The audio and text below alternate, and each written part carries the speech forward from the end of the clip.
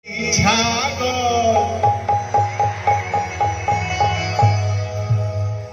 हमार यूट्यूब पर चैनल बा, अरे सब लोग देखी ले, हमरा पता बा देश विदेश अमेरिका तक देखल जाला। हमरा अंग्रेज परिवार के भी आशीर्वाद मिलल बा, ओमे कमेंट्स में आवेला, हम देखी ले। Anand Mohan old is gold, कितना लोग जानेला? वाह, बहुत बहुत आशीर्वाद रहा लोगों बाटे हमरा पर। Anand Mohan old is gold ए गाना के रहा लोग बहुत आशीर्वाद दिले बानी। अरे हमरा बुढ़िया के इच्छा आ कइले बा मन के पागल, दुनिया में करस बढ़िया ना आज लेके लागल। बाकी मैंने मौका पोका हमार गबड़ावे,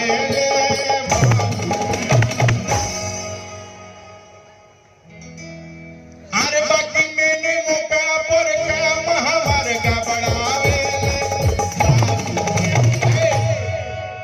जब चप्पल लेके हमारा के दौड़ावे,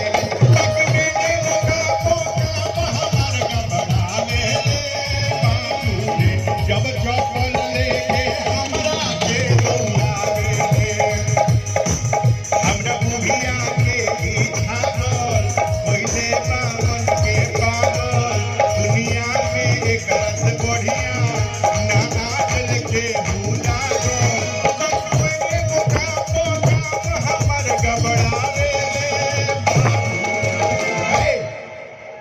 जब चप्पल लेके हमरा के दौड़ावे, बाकी मैंने मौका पोका हमर गबड़ावे। जब चप्पल लेके हमरा के दौड़ावे, हमरा बुढ़िया के इच्छा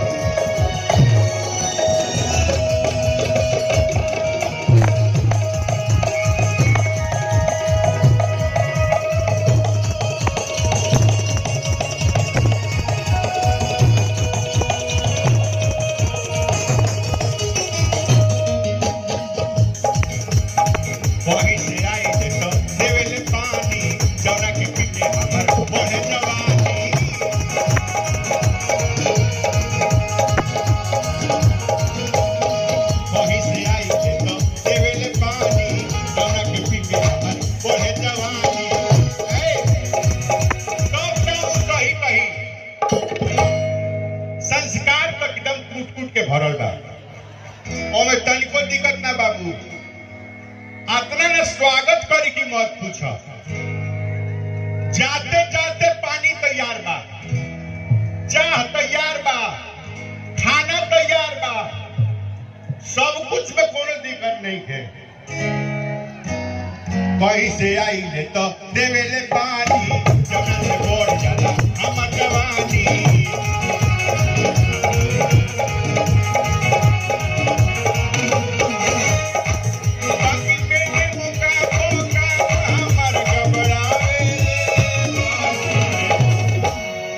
जब चप्पल लेके हमरा के दौड़ावे,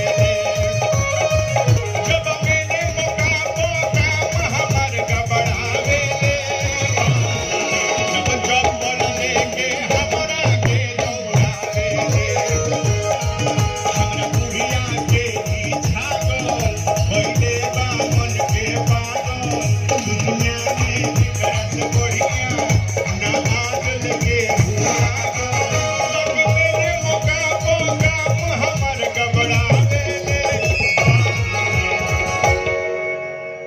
जब चप्पल लेके हमरा के दौड़ावे। धन्यवाद, प्रणाम।